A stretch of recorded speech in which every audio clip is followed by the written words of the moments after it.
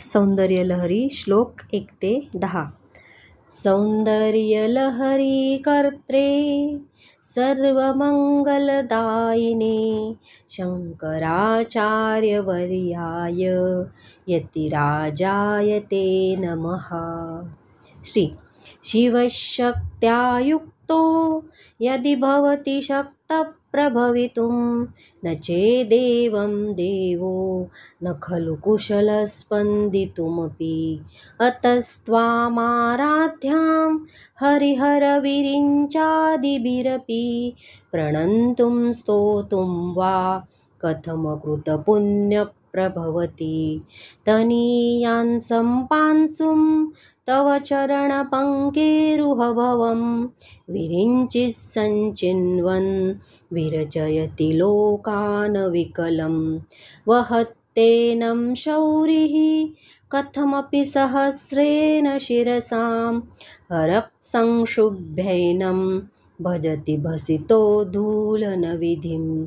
अविद्यानामन्तस्तिमिरमिहिरद्वीपनगरी जडानां चैतन्यस्तबकमकरन्दश्रुतिझरी. दरिद्राणां चिन्तामणिगुणनिका जन्मजलधौ निमग्नानां दंष्ट्रा मुररिपुवराहस्य भवति. त्वदन्यपाणिभ्याम् अभयवरदो दैवतगणः त्वमेका नैवासि प्रकटितवराभित्यभिनया. भयात्रातुं दातुं फलमपि च वाञ्छासमधिकं शरण्ये लोकानां तव हि चरणावेव निपुणौ. हरिस्त्वामाराध्य प्रणतजनसौभाग्यजननीं पुरानारी भूत्वा पुररिपुमपि क्षोभमनयत्. स्मरोऽपि त्वां नत्वा रतिनयनलेहेन वपुषा मुनीनामप्यन्तः प्रभवति हि मोहाय महताम्.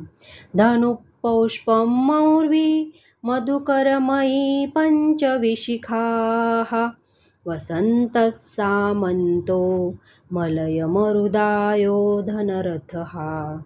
तथापेकः सर्वं हिमगिरिसुते कामपि कृपाम् अपाङ्गात्ते लब्ध्वा जगदिदमनङ्गो विजयते. क्वनत्काञ्चीदामा करिकलभकुम्भस्तननता परिक्षीणा मध्ये परिणतशरश्चन्द्रवदना. धनुर्बाणान् पाशं शृणिमपि दधाना करतलैः पुरस्तादास्तां नः पुरमथितुराहो पुरुषिका. सुधासिन्धोर्मध्ये सुरविटपिवाटी परिवृते मणिद्वीपे नीपो पवनवती चिन्तामणिगृहे. शिवाकारे मञ्चे परमशिवपर्यङ्कनिलयां भजन्ति त्वां धन्यः कतिचन चिदानन्दलहरीं. महिं मूलाधारे कमपि मणिपुरे हुतवहं स्थितं स्वाधिष्ठाने हृदि मरुतमाकाशमुपरि. मनोऽपि भ्रूमध्ये सकलमपि भित्त्वा कुलपथं सहस्रारे पद्मे सहरहसि पत्या विहरसे. सुधाधारासारैः चरणयुगलान्तर्विगलितैः प्रपञ्चं सिञ्चन्ति पुनरपि रसाम्नाय महसः. अवाप्य स्वां भूमिं भुजगनिभमध्युष्टवलयं स्वमात्मानं कृत्वा स्वपिशिकुलकुण्डे कुहरिणि.